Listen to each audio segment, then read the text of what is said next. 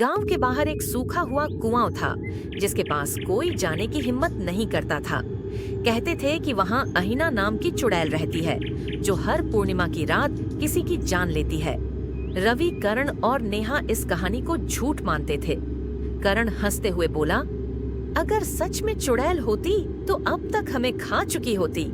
रवि ने चैलेंज दिया, अगर हिम्मत है तो आज रात कुएं के पास चलो। खौफनाक रात तीनों दोस्त रात को कुएं के पास पहुंचे। ठंडी हवा चल रही थी और अचानक कुएं के अंदर से किसी के रोने की आवाज आई। नेहा घबराकर बोली, कोई कोई अंदर है। करण ने मोबाइल की टॉर्च जलाई और कुएं के अंदर झांका। वहां एक लड़की बैठी थी, उलझे हुए बाल, सफेद कपड़े और खून से सने हाथ। अचानक लड़की ने सिर उठाया, उसकी आंखों से खून बह रहा था। अहिना की हंसी वह धीरे धीरे हंसने लगी। तुम आ ही गए, मुझे तुम्हारा इंतजार था। करण पीछे हटने लगा, लेकिन तभी उसका पैर किसी अदृश्य ताकत ने पकड़ लिया।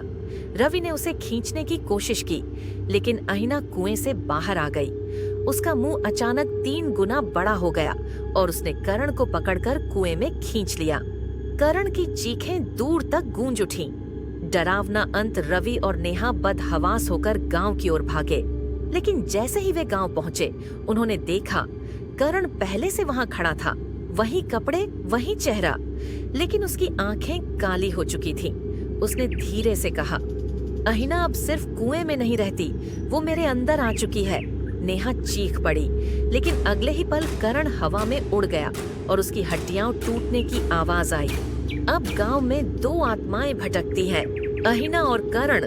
जो भी इस गांव में आता है वो फिर कभी लौट कर नहीं जाता।